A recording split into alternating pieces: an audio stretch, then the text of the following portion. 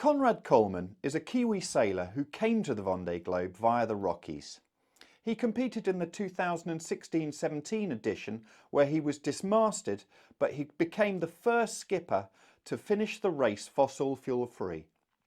Amber Hassan was in Les Sables to catch up with the sailor to find out more about his goals and his race. Hi Mark, thank you so much. Well, Conrad, thank you for having us on board. It's great to meet you, and you've had quite an international path to get here. Can you just introduce yourself to us? I was born in New Zealand into a sailing family that was in the process of sailing around the world. I grew up in New Zealand. I went to high school and college in America, and then literally the day that I got my diploma leaving college, I ran to Europe. I had sort of in the meantime fallen in love with the Vendée Globe, and I wanted to try my luck, and so I moved from the Rocky Mountains of Colorado to come here and fall in love with the Vendée Globe. And how do you think these diverse experiences shaped you as a sailor?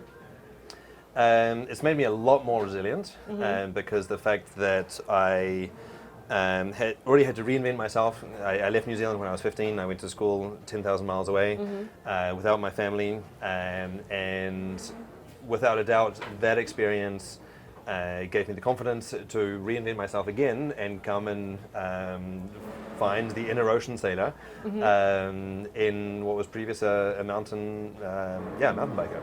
Well, because you were a sailor, you were also an entrepreneur. Yep. And so that probably has had an impact on your projects as well. Very definitely. When I was in university, I started my first company doing custom titanium fabrication, and it's that ability to wear many different hats during the course of one day that allows you to come and do this. And it was as a student, as an entrepreneur, as a mechanic, as a technician, as an athlete, in my previous life as a cyclist, that I kind of realized, well, actually, this is what the Vendée Globe sailors do. This is how they build their projects. This is how they live their lives. And I have, by accident, created the toolbox that will allow me to come and do that. And so I decided to give it a crack. Yeah. Perfect. And so let's talk about your first Vendée in 2016. You had a few challenges like dismasting, fires, etc. Can you share what it was like to go through those moments and where you find your strength to keep coming back? Because I'm a nutter, I think. Because I don't feel like I was able to express myself as a competitive sailor in the last race. It was a fight just to keep the boat alive all the way through that race. And as you say, I had an electrical fire on board. I had to rebuild the electrical system. Lost my primary forestay in the middle of a 60-knot storm in the Southern Ocean. Had the boat knocked down several times because there was a short circuit in the autopilot. And then, as you say, finally dismasted, and then I rebuilt a jury rig to make it to the finish. But I didn't want that to be my story of the Vendée Globe. I won my first race around the world. I'd like to win another race around the world. It's not going to be this time because I have an old boat, but I'm building towards getting a more competitive boat in the next entry, and I'm still already working towards 2028. And I feel like I have more to give, and I was frustrated by last time. Yeah, I mean, so you have a fair amount of experience now. Tell us, how is this Vendée different from the last one, and what are the big changes that you've made to your project this time around to be more competitive? In contrast to last time, it's night and day. Last time the race was undersubscribed, and so I could sort of slot in at the last moment. And so I bought the boat less than 1 year before the start of the race, did a refit on it, managed to qualify, and it was running after the time all the time. And this time the selection and qualification procedure is a lot more rigorous. I've been sailing this boat for the last 3 years. I've modified it significantly. We built this new cabin top as a way not only of protecting myself, but also putting more solar panels over the top. and then reinforced the boat structurally, recabled everything, both in terms of the production of electricity, but also the automatic pilot system. We had to change the keel because the last one cracked. So it's definitely not a new boat, but lots of components on it are new, and I've got a great deal of confidence in it this time. And how did you end up choosing this boat versus any other boat? There were not that many options still available in 2021. There was a sort of period of brief but very intense buying and selling at the end of each Vendée Globe. In fact, some of the boats on this pontoon are already sold or pre-sold for the end of the Vendée Globe. And so it was the best of the boats that remained, but I was also a boat that I had always admired. It's from the 2008 generation. It's a Guillaume Verdier VPLP design. I always found it to be particularly graceful and sexy as a boat. That's important. That is important. We're going to spend a lot of time together. So, and it was an idea of building a boat that was slightly less powerful intentionally than the competition, but having the ability to exploit the potential to a much higher degree. And so I feel really comfortable with the boat, really in phase with it, and I've certainly made ergonomic changes in it that allow me to sail the boat at a really high percent of its polars. So you were also the first Vendée skipper to do a Vendée Globe without fossil fuel. Yep. Tell us how you're continuing to do that on this Vendée Globe. Well, it's a fundamental component of my project and of my race. I want the race to mean more than just, Conrad goes for a cruise around the world. And we have an incredible opportunity in front of all of these people to carry a really strong message and to show what can be done with the energy transition.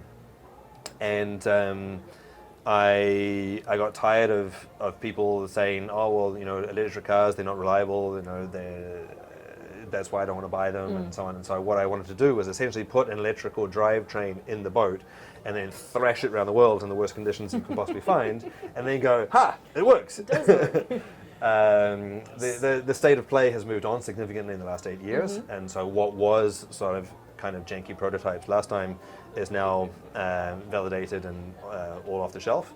And so I've got really high performance solar panels, I've got the hydro generators on the back of the boat, and we're ready to go again. And that's plenty of energy to go around. Plenty of energy, yeah, exactly. Yep. And so, for you, how do you balance performance and environmental sustainability? Do you think there's a trade-off, or it actually gives you a strength in this? Yeah, race? I don't see any tension between that. Yeah. That all of the steps that I've taken in terms of making the boat as efficient as I can, in terms of energy, in terms of being robust electrically, is all counts towards performance. I'm not taking 200 or 300 litres of diesel with me, so the boat is lighter as a consequence.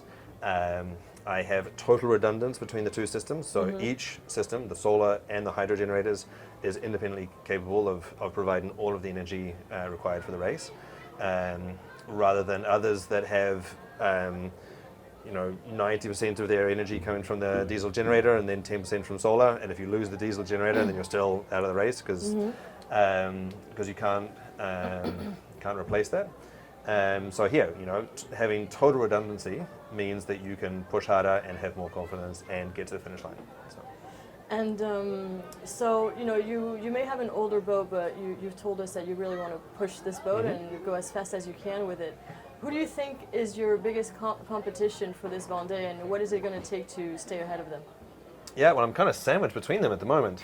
There's Violette on Devenir just in front of me. It annoys me that she's in front of me now because I'd like to keep her behind me. And then there's Lazare, the pink boat here with Tanguy Le Torquier, who is an incredible sailor. He came out through the Mini and Figaro, and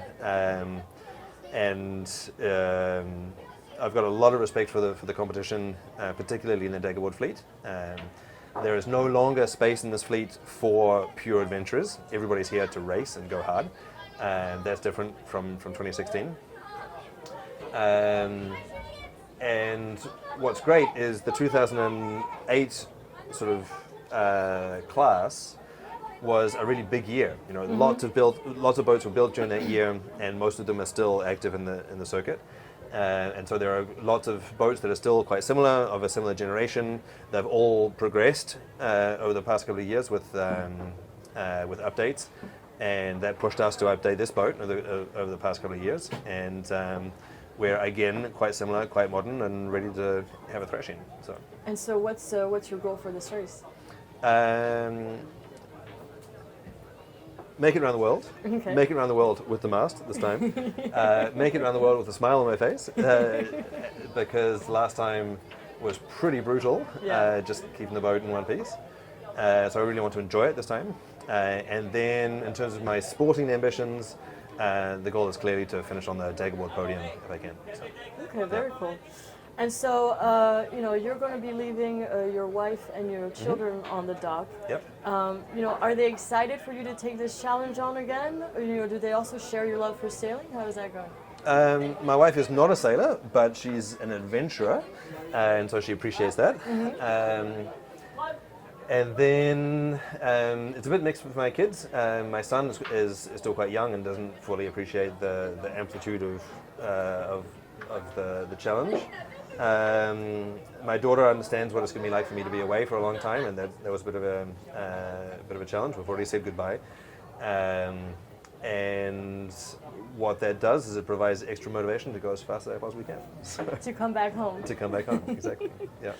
Looking ahead at the future of offshore racing, do you ever see yourself ever going to a foiling boat? I would absolutely like to make it into a foiling boat. It is a question of financing, sponsorship, and what I'm able to find for the next cycle. I've said it already, and I believe it strongly.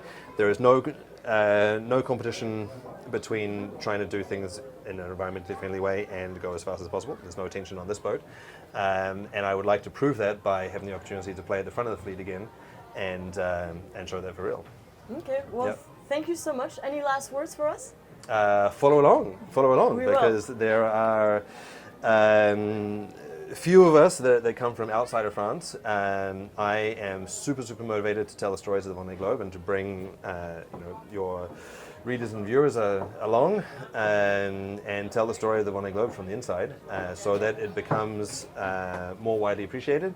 Because at the moment I introduce the Vendée Globe to those that don't know it by saying it's the biggest sporting event in the world that you don't yet know. And so I'd like to break down the you don't yet know phase. So, okay, well, we'll be sharing your socials so we can follow you along. Sounds good. Thank you. See you out on the water. Yes.